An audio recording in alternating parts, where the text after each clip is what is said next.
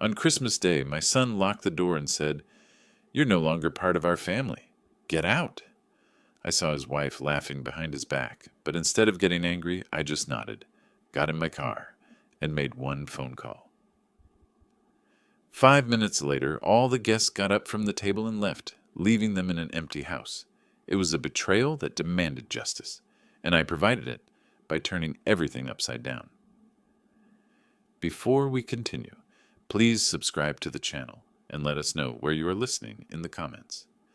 Dad, why can't you be like Peter? He's a real man with real money. These words hit me like a sledgehammer to the chest. I froze on the threshold of the living room, looking at my son Cody, who was adjusting his expensive Rolex, one that probably cost more than my monthly pension. His designer jacket lay perfectly on his shoulders, tailored to measure his success. Everything about him screamed wealth I'd never had. "What did you just say to me?" My voice was quieter than I wanted it to be, a barely audible whisper. Cody rolled his eyes, the same gesture he'd made as a teenager when I'd asked him to clean his room. Only now he carried the weight of adult cruelty. "You heard me. Peter Mills has built an empire. Look at this place." He gestured dismissively at my modest furniture, at the worn but clean couch where I had spent countless evenings helping him with his homework. The blood boiled in my veins. "Those nails paid for your college education, every nail. A college that barely helped me until I married Bethany." He straightened his silk tie with deliberate precision. "Peter is the one who gave me real opportunities, real connections. And you? You've only slowed me down with your worker mentality."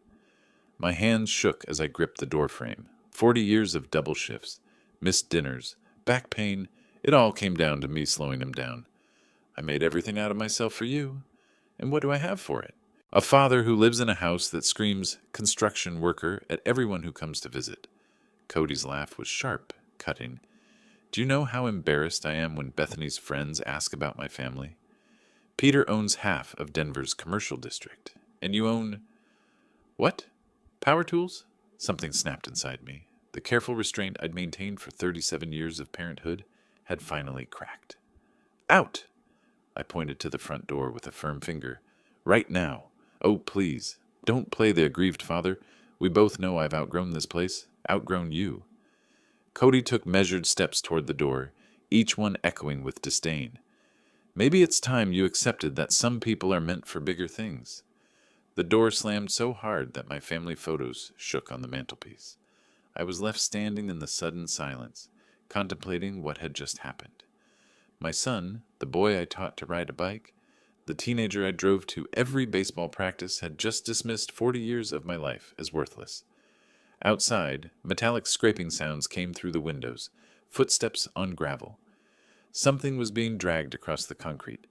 Too emotionally exhausted to investigate, I sank into my favorite chair, the one with the small hole in the leather from Cody's childhood. Adventure with scissors. I went through my evening ritual like a ghost, hanging my work shirt in the closet with mechanical precision. My reflection in the bedroom mirror showed a 70-year-old man who suddenly looked his age. Cody's words echoed with every movement. A real man with real money. As I brushed my teeth, I couldn't escape the memory of 8-year-old Cody, proudly showing his friends the toolbox I had given him for Christmas. "My dad builds everything," he announced with pure excitement.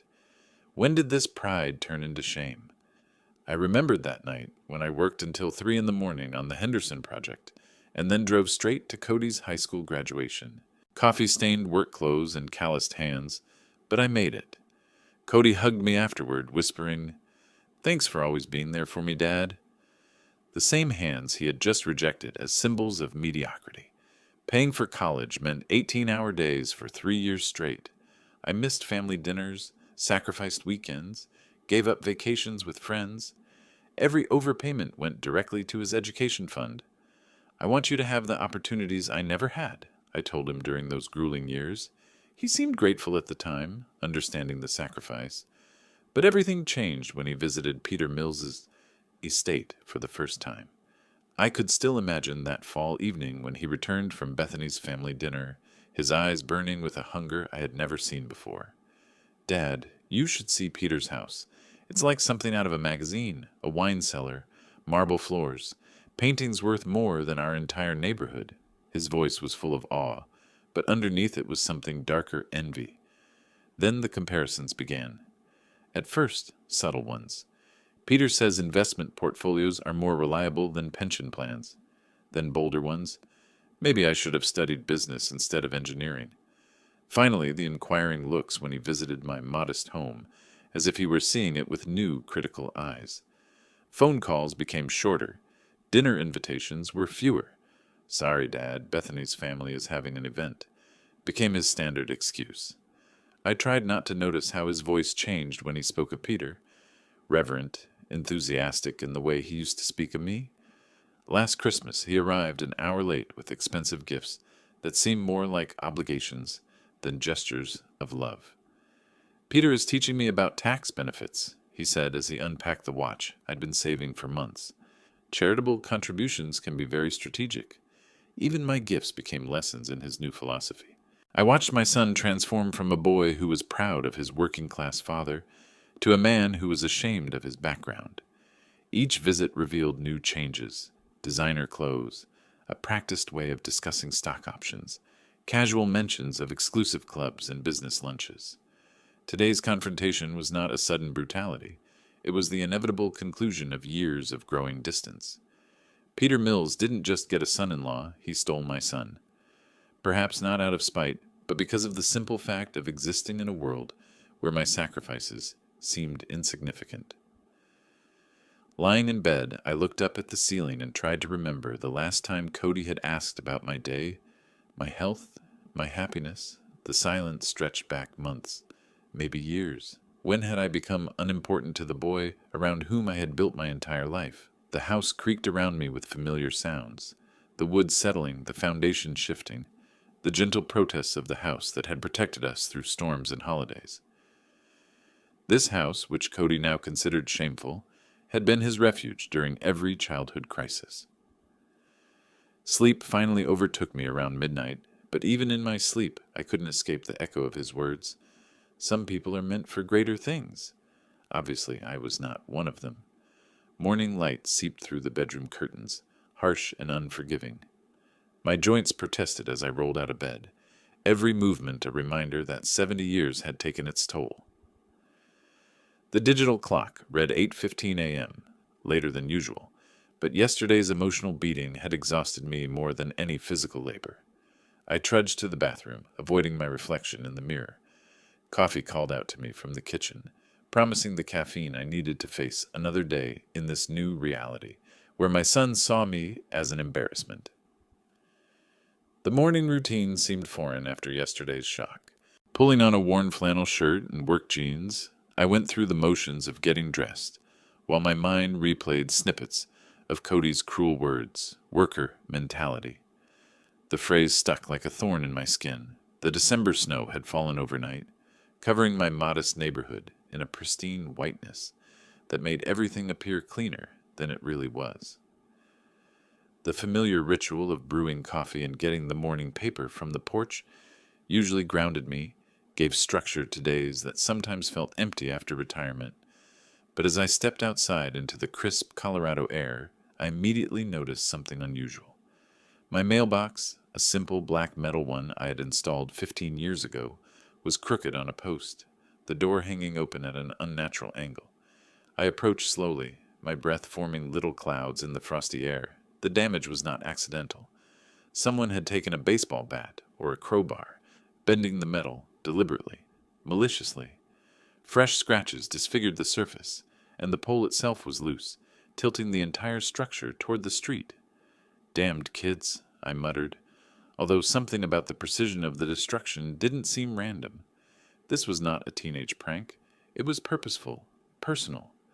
The memory of yesterday's metallic scraping sound suddenly made sense. I bent down to examine the base, my knees protesting the movement. Footprints in the snow around the mailbox, size 10 or 11 boots, adult prints. The cold penetrated my clothes as I tried to reconstruct what had happened after Cody left. As I walked back to the house with the newspaper under my arm, I felt an unfamiliar sensation crawling up my spine, an uneasiness. In 40 years of living in this neighborhood, I'd never been targeted for vandalism. The timing seemed too convenient to be a coincidence. In my warm kitchen, I poured coffee into my favorite cup and opened the newspaper on the table. The familiar comfort of the morning routine should have calmed me down, but my concentration slipped. The words blurred as my mind went back to the damaged mailbox, to Cody's venomous words, to the growing certainty that yesterday's confrontation wasn't over. I thought about calling the police, then dismissed the idea. What would I tell them? My mailbox was vandalized the same night my son called me a loser. They'd think I was a paranoid old man connecting unrelated events. The coffee went cold as I looked at the headlines I couldn't comprehend. Sports scores, weather forecasts, local news. Nothing penetrated the fog of unease that had settled over me. Something seemed wrong, incomplete, as if yesterday's quarrel was only the first act of a larger play. I tried to focus on the crossword puzzle, a daily ritual that usually provided an escape from life's complications. 7 across, betrayal of a family member.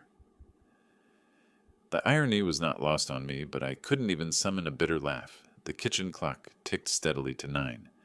Outside, the neighbors were beginning their morning routines.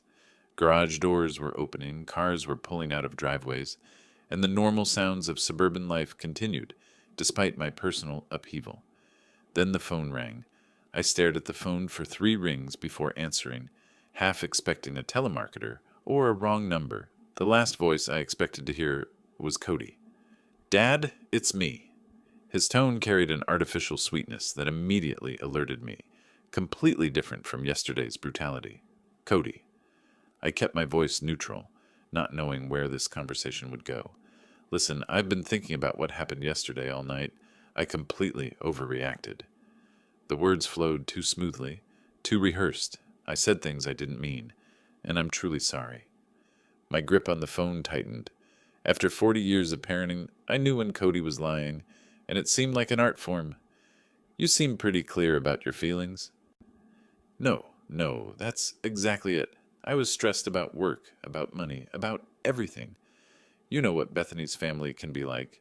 He laughed, but it sounded hollow. Something cold settled in my stomach. The Cody of yesterday had been brutal, but honest. This version seemed dangerous in its deception. "Actually," he continued, "that's why I'm calling. Bethany and I would like to invite you to Christmas dinner tomorrow night at our house. It's nothing fancy, just Bethany's father, his business partners, and some other relatives, all successful and wealthy." "Christmas dinner?" The words came out choked. "Dinner is at 6. Bethany is making her famous roast." I should have said no. Every instinct screamed danger, but a desperate part of me wanted to believe that my son felt genuine remorse. I guess I could come." "Fantastic. Oh, and Dad, maybe wear that nice suit from Mom's funeral." First impressions mattered to Peter's company. The line went silent for a moment, and I heard muffled voices in the background. Then Cody's voice, distant but audible, as if he'd forgotten to hang up properly. "He really believed it." Cody's laugh was sharp, cruel. "Did you hear that pathetic hope in his voice? You're terrible." Bethany's voice, more amused than disapproving. "Although I have to admit, this will be interesting. Peter will love it. His successful business against my construction worker father. The contrast will be perfect." "Don't forget the legacy," Bethany added. "Daddy needs to see how much better he is than your father. This dinner guarantees us my father's inheritance and business." "Right. By the end of the evening, Joseph will look so pathetic next to Peter's company. Peter will see how much we love him, and no one else but him." My hand was shaking so badly that I almost dropped the phone. The complex cruelty of their plan hit me like a physical blow. This wasn't about reconciliation. It was about using me as a prop in their manipulation of Peter Mills. I carefully hung up the phone, my whole body shaking. They had planned this. Not just a dinner, but an emotional manipulation, a fake apology, a deliberate preparation for public humiliation. My son didn't just reject me, he decided to turn me into a weapon. The kitchen suddenly seemed smaller, the walls shrinking as the full extent of their betrayal settled in on me. This was not teenage rebellion or adult disappointment. This was calculated cruelty, designed to destroy any dignity I had left. I sat down heavily in the chair, the newspaper crumbling to the floor. For several minutes I couldn't move, couldn't think of anything but the echo of their laughter and the indifferent way they discussed my humiliation. But slowly, something else began to grow in my chest. Not the defeat I had felt yesterday, but something firmer, more focused. If they wanted to play games with my emotions, if they thought they could use me as entertainment for their schemes, they were about to find out that this old builder still had a few tricks left in him. The phone was silent on the cradle, but my mind was already working. My hands kept shaking.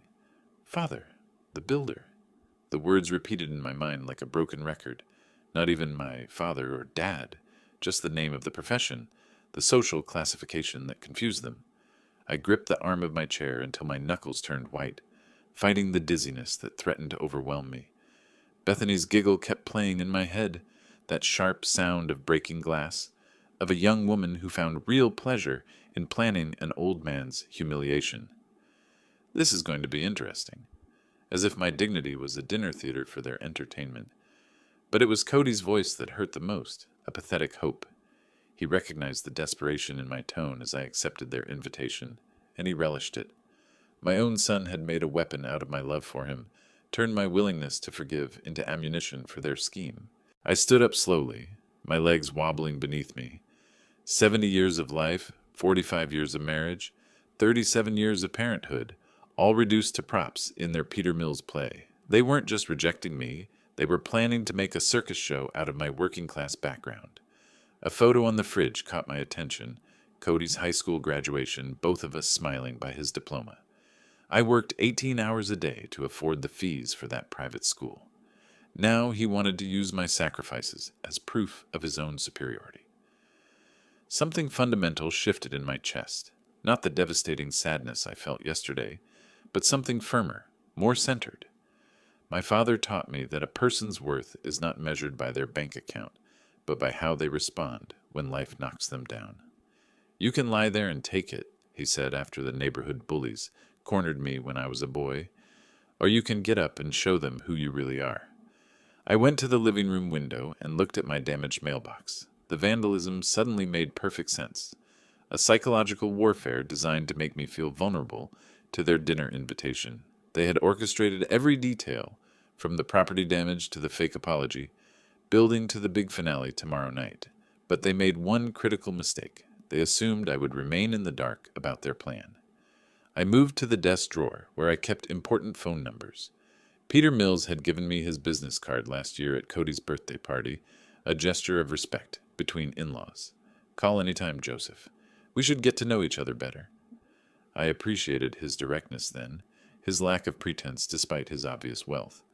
Now that business card represented something completely different, an opportunity.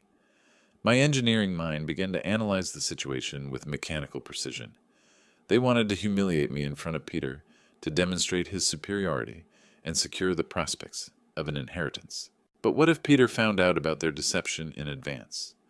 What if he finds out that his daughter and son-in-law are manipulating him into cruelty to an elderly family member?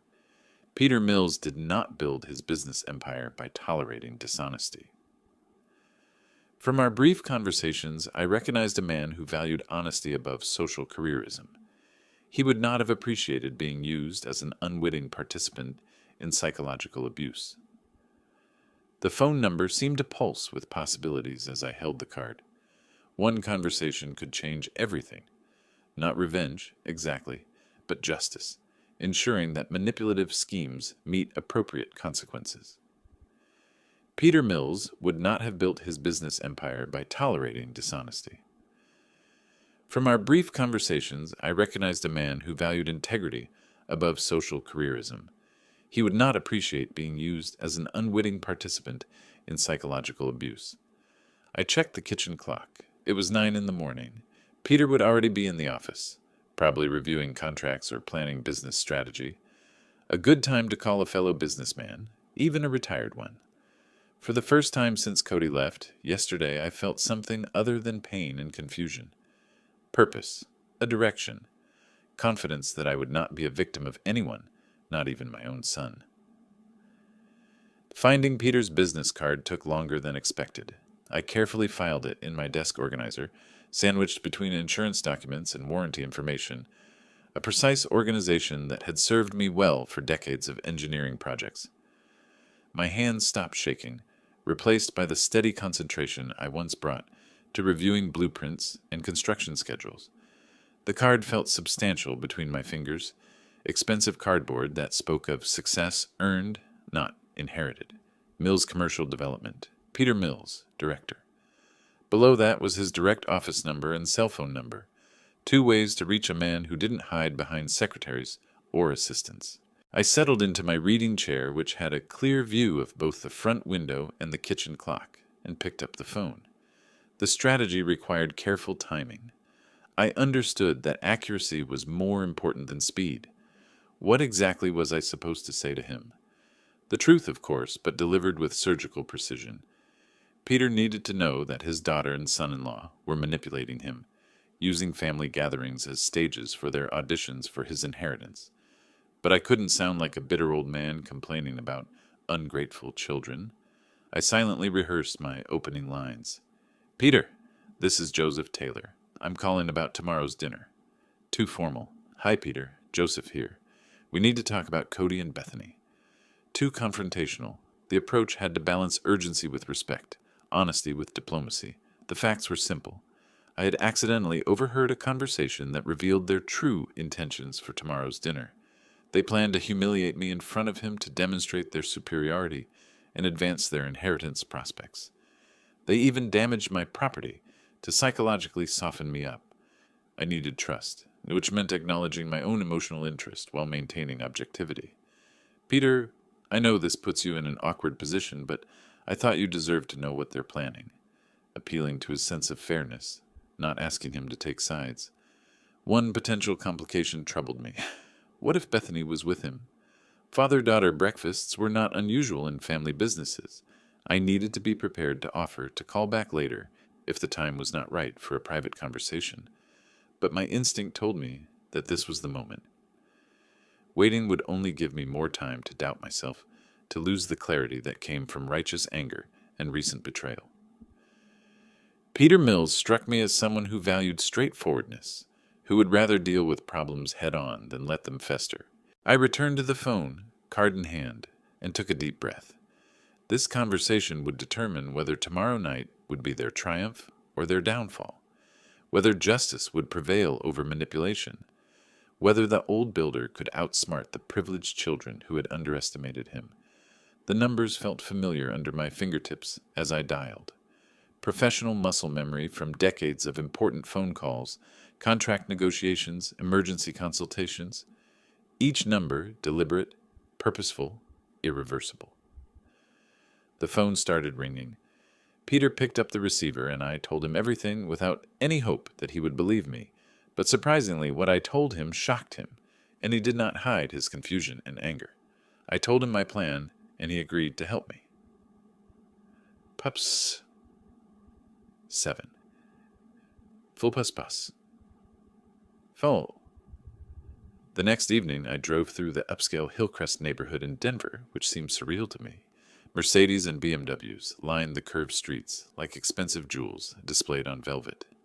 Christmas lights twinkled from mansions that could house 3 families my size, each a testament to a wealth I could never have imagined. Cody's house stood at the end of a cul-de-sac, its limestone facade illuminated by strategically placed spotlights. Peter's black Bentley dominated the circular driveway, surrounded by other luxury cars that probably cost more than my annual pension. The scene looked like a magazine spread, titled How the Other Half Lives. I parked my modest Honda next to a shiny Porsche, the contrast almost comical. Through the massive front windows I could see silhouettes moving around the elegant dining room. Peter's business associates, no doubt spectators for tonight's planned humiliation. Checking my appearance in the rearview mirror, I smoothed my tie and adjusted my jacket. The same dark blue suit I wore to my wife's funeral looked decent enough, though it would seem worn out next to the designer clothes inside. That was exactly what Cody and Bethany were counting on. But as I walked along the immaculate stone path, my steps were confident and my breathing calm. Let them have their moment of triumph. Justice had a habit of coming when it was least expected. Before I could reach for the bell, the front door opened with theatrical precision. Cody stood in the golden light pouring from inside, his expensive suit immaculate, his expression bearing the cruel satisfaction I had heard in his voice yesterday morning. "Well, well, look who's at our doorstep." His voice was loud enough for the guests inside to hear. "Did you really think you belonged here today?" Behind him appeared Bethany, like a supporting actress coming out on cue. Her black cocktail dress probably cost more than my monthly grocery budget, and her smile had the sharp edge of anticipated amusement. "Oh, this is precious. He really came." "Dad," Cody stepped forward, completely blocking the entrance, his body language screaming possession and control. "Let me make this crystal clear to you." His voice rose with practiced cruelty, ensuring maximum impact on his audience. "You are no longer family to us. Only Bethany's parents are our family now. You go away." The words hit the cold air like physical blows, designed to wound and humiliate. Inside, I could see the guests stopping their conversations, some turning toward the commotion with the awkward fascination people reserve for public embarrassments. Bethany's laughter bubbled up from behind Cody, excited and malicious. "Did you see his face? Oh, it's even better than we imagined." But instead of the broken ruin they expected, I felt only a strange sense of completion. It was exactly what I had prepared for. Exactly what Peter needed to confirm through his sources inside. "I understand." My voice remained steady, disappointingly calm for their theatrical performance. "Well, Cody, I hope you get everything you deserve today." I met his eyes with the quiet dignity of a man who had worked honestly all his life. "Everything." His expression flickered with momentary confusion. This wasn't the script he had written. The pleading, the shame, the public humiliation that would demonstrate his superiority to Peter's influential friends. "That's right, old man. Go away, back to your little builder's house where you belong." But there was less conviction in his voice now, unsettled by my unexpected restraint. I turned and walked back to the car with measured steps, my back straight despite the December cold. Behind me, I heard Cody's forced laughter and Bethany's comments, but their words seemed distant, unimportant. When I got to the Honda, I settled into the driver's seat and watched the house through the windshield. Through those expensive windows, Peter's guests continued their elegant evening, unaware that they were about to witness a very different kind of show. I took out my phone and dialed Peter's number. The phone rang twice before Peter's familiar voice answered, professional but warm. "Joseph?" "As we discussed," I said simply, watching the golden windows of the house where my son thought he had just achieved his greatest victory. "I understand completely." Peter's tone carried the weight of a man who had built an empire, quickly reading situations and acting decisively. "Thank you for keeping me informed." The call ended there. No dramatic statements, no long explanations. Just two men who understood that some betrayals demanded immediate consequences. Peter raised his glass of wine, drawing attention. The room gradually fell silent as Denver's business elite turned to their host, expecting pleasant Christmas cheer or perhaps a toast. "Friends," Peter's voice carried the authority that had brought him millions. "On this Christmas Eve, I want to talk about family values. Real values that are more important than social status or financial success." Cody and Bethany beamed, interpreting this as validation of their actions, proof that Peter appreciated their demonstration of superiority over Joseph's working-class background. I've learned today about people who value money over character, who manipulate family relationships for personal gain. Peter's tone remained conversational, but his words carried surgical precision. People who treat older family members as props in their schemes of social careerism. The first shadow of confusion crossed Cody's face. This was not the praise he had expected. I also learned the difference between inherited wealth and earned dignity, between people who build themselves up by tearing others down, and those who maintain their integrity regardless of their bank balance. Bethany's smile began to fade as the guests exchanged glances. Peter's meaning became unmistakably clear. So today I choose to spend my Christmas with people who understand that family loyalty and basic human decency are more important than manipulative and greedy children. Peter set down his wine glass with finality. I choose to leave this house and this company. The silence that followed was deafening. Then Peter walked to the front door with calm determination, his decision made and executed with the same business efficiency that had built his empire. "Peter, wait," Cody's voice cracked with despair, but Peter did not stop. "Daddy, you don't understand," Bethany began, but her father was already reaching for his coat. None of the guests needed further explanation. In Denver's social hierarchy, following Peter Mills was simply common sense. One by one, the guests began to gather their belongings, muttering polite excuses that fooled no one. "This is a misunderstanding," Cody exclaimed, his voice rising to panic. "We can explain everything." But explanations were unnecessary. The exodus began, and in a matter of minutes, the elegant dinner party disintegrated into an awkward scramble for the exits. Peter was the first to leave the house, his dignified gait cutting through the December air to my modest Honda. Behind him followed 3 other guests, successful people who had just witnessed something extraordinary. "Joseph," Peter's voice carried genuine warmth as he approached my car. "I believe we have a better place to spend Christmas Eve." "Indeed." I unlocked the door, inviting them inside. "Follow me, gentlemen. It's not far." The convoy formed naturally. My aging Honda led the parade of luxury cars through the night streets of Denver. In the rearview mirror, I watched as Bentleys and Mercedes followed my modest car like a funeral procession, although it was more like a celebration. "I have to ask," Peter said from the passenger seat, his voice still tinged with shock. "How did you know to prepare for today? How did you foresee all this?" "After I overheard their conversation yesterday morning, I called you right away. But even before that, I drove through the traffic light, choosing my words carefully. I've been watching Cody change for months." One of the guests, a close friend of Peter's, leaned forward. "Did you really prepare an alternative dinner?" "A full Christmas feast," I confirmed, feeling a quiet satisfaction. "I prepared it today. It seemed wise to have a backup plan." Peter nodded admiringly. "Most people would either have avoided confrontation altogether or gone into it unprepared. You did neither. 40 years in construction teaches you to plan for all eventualities. Always have a backup plan when dealing with unreliable people." The irony did not escape me, calling my own son unreliable. We returned to my neighborhood, where modest houses contrasted sharply with the affluent area we had just left. Christmas lights twinkled from small front yards, creating a warm, authentic atmosphere that money couldn't buy. "That's what I was trying to tell them in my toast," Peter continued, looking at the working-class houses. "Real wealth isn't about bank accounts or designer clothes. It's about character, loyalty, who you are when no one is looking. You gave them exactly what they deserved." Other cars parked along my street, expensive cars that looked strangely out of place in this honest neighborhood.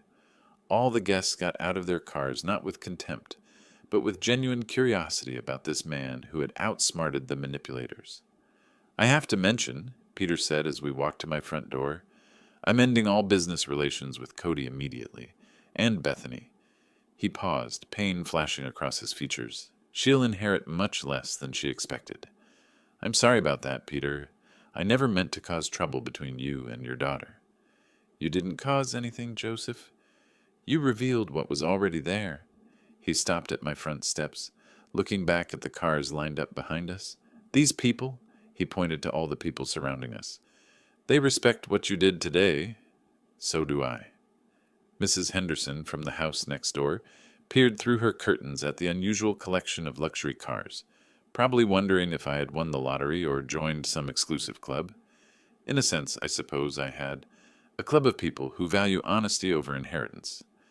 "Welcome to my home," I said, taking out my house keys. Warm light poured through the windows onto the front porch, and I could see my dining table set for the exact number of people now standing behind me. The evening was far from over. Opening my front door felt like unveiling a masterpiece. Warm light poured out of my modest living room, revealing the Christmas tree I had decorated with ornaments collected over decades of marriage and parenthood. The dining table, visible through the archway, was set for 8, with my wife's finest china. Beautiful tableware I had almost forgotten about. My God, Joseph! Peter entered first, his gaze taking in every detail, Did you really prepare all this? I started cooking at noon, I replied, helping the guests with their coats. It seemed like the right thing to do. The house smelled of roasted turkey, sage stuffing, and apple pie, aromas that spoke of a real holiday, not a social performance. In my kitchen, the dishes were waiting on the counter, everything perfectly timed and ready to serve. All the guests moved through my house with respectful admiration, looking at family photos and admiring the authentic Christmas decorations. They were successful people, Peter's relatives and partners, accustomed to luxury, but they seemed more comfortable here than at Cody's expensive exhibition. It feels like Christmas, one of them commented, settling into my favorite chair. Real Christmas, not some magazine spread. I began bringing dishes from the kitchen, golden turkey, carved and arranged on plates, mashed potatoes with real butter, green beans from my own garden that I had frozen last summer. Peter immediately joined me, carrying salad bowls without being asked, our partnership naturally extending to domestic cooperation. "When was the last time you saw me serve dinner to myself?" he asked quietly, pouring water into glasses around the table. "I usually have people to do that for me." "Today we're all just family and friends sharing a meal," I replied, setting out the last of the place settings. The transformation was striking. Peter Mills, who owned half of Denver's commercial district, was helping an elderly builder serve dinner, and it felt completely natural. His partners, accustomed to five-star restaurants and catered events, praised my simple cuisine with genuine enthusiasm. "This turkey is incredible, Joseph," said one of them, cutting into the perfectly brown bird. "Where did you learn to cook like this?" 45 years of marriage," I replied, pouring wine from bottles I had saved for special occasions. "My wife taught me well before she passed away." The conversation flowed around shared stories of family traditions, honest work, and values that truly mattered in life. These wealthy businessmen found themselves relaxing, laughing, and sharing memories of their own humble beginnings and the people who shaped their character. Peter raised his glass when the main course was over. "Joseph, I want to thank you for today, not only for revealing the truth, but for reminding us what true hospitality looks like." "And what a real family means," added another guest. "Family isn't about blood or money. It's about the people who support you when it matters." I slowly stood up, feeling the weight of the moment. Everyone fell silent, sensing that something important was about to happen. The warm light from my Christmas tree cast gentle shadows on the faces that had become allies, even friends, in the space of a single evening. Headlights appeared through the front window. 2 cars stopped behind the others, their engines dying with the abrupt finality of desperate decisions. I raised my glass, looking around the table at faces glowing with genuine warmth and satisfaction. "To family," I began, raising my glass to the warm faces surrounding my dinner table. "Not the family we were born into, but the one we choose. The people who support us when it matters, who value character over." The front door burst open without warning. Cody stormed through my living room like an invading army, Bethany close behind him, both still in their expensive party clothes, but now disheveled with despair. "How dare you!" Cody's voice cracked with rage as he took in the scene. Peter and the guests comfortably seated around my modest table, wine glasses raised, faces glowing with genuine warmth. "How dare you steal our guests!" The reaction around my table was immediate and uncomfortable. Guests put down their glasses, shifted in their chairs, witnessing this display of privileged rage. Peter's face darkened with shame for his daughter, who stood next to Cody with tears of disappointment streaming down her cheeks. "I didn't steal anyone," I replied calmly, still holding my glass. "I just offered them a place where they would be welcomed as guests, not used as props." "You manipulated them," Bethany squealed, pointing an accusing finger at me. "You turned them against us with your sob stories and your poor old man act." One of Peter's partners cleared his throat diplomatically. "Actually, we left because of the toast your father gave about family values. It was quite instructive." Cody turned to the guests, his despair palpable. "He's lying to you. He's just a bitter old builder who can't accept that his son has surpassed him. He sabotaged our dinner because he's jealous of our success." "Success?" Peter's voice cut through the room like a knife. "Is that what you call planning to humiliate your father to impress me and the guests?" Bethany rushed to her father, kneeling beside his chair, Daddy, please, you don't understand. We were trying to show you how much we love you. By using Joseph as a target for ridicule, Peter's voice carried the coldness of utter disappointment. By planning his public humiliation as entertainment? It wasn't like that, Cody insisted, but his voice lacked conviction. We just wanted to show the contrast between... The room fell silent, except for Bethany's muffled sobs. Around the table, faces showed a mixture of sympathy for my situation and disgust at the young couple's behavior. These were successful people who understood the value of character, and they had witnessed its complete absence. Cody's face reddened with rage and despair. He turned to me and said, "You ruined everything. Do you have any idea what this cost us? Peter, his legacy was our future." "Your future was never built on solid ground," Peter said, slowly rising from his chair. The authority in his movement instantly caught the attention of everyone in the room. It was built on manipulation, greed, and the assumption that I would never discover your true character. Bethany looked at her father with pleading eyes. "Daddy, please." "No." Peter's voice carried a finality that drowned out all protests. Peter stood with the commanding presence that had built a business empire, his gaze shifting between his daughter and son-in-law with the cold assessment of a man who had just discovered termites in his foundation. "Bethany, Cody," he began, his voice echoing through my dining room with devastating clarity. "Today you have revealed yourselves to be the very people I have avoided my entire business life. Manipulative, greedy, and fundamentally dishonest. Dad, you can't..." Bethany began, but Peter raised his hand to silence her. "I can, and I will." Effective immediately, Cody is dismissed from all business relations with Mills Commercial Development. Your job, your access to company resources, your future participation in any Mills family ventures, it's over. Cody's face turned white. "Peter, please, I can explain." "Furthermore," Peter continued, his business-like precision cutting through every interruption, "my will is being rewritten next week. Bethany, your inheritance is reduced to exactly what Cody brought into this marriage. Nothing. The bulk of my estate will go to charities that truly understand the value of helping others without expecting anything in return." "You can't do that," Bethany cried, jumping to her feet. "I'm your daughter." "Yes, you are my daughter, and today you showed me what kind of daughter you have chosen to be." Peter's voice carried a deep sadness beneath its firmness. Someone who would humiliate an elderly person for personal gain. Someone who values money over basic human decency. Around the table, Peter's partners nodded in agreement. These were people who had achieved success through character as much as ambition, and they recognized justice when they saw it. Cody made one last desperate attempt. "It's all his fault." He pointed at me with trembling hands. "He turned you against us. He poisoned your mind with lies." "Joseph told me the truth," Peter replied simply, "something you two seem incapable of doing." I slowly stood up, feeling the weight of justification, but also the responsibility it carried. "Cody, I'm sorry it came to this. I really am. But you chose this path when you decided that my love for you was something to be exploited, not cherished." "Keep your fake sympathy," Cody hissed, but his voice was breaking. "You ruined our lives." "No," I said quietly. "You did that yourselves. I just made sure that the consequences finally caught up with your choices." Bethany grabbed Cody's arm, pulling him toward the door. "Let's go. We don't need them. We don't need any of them." But even as she spoke, reality set in.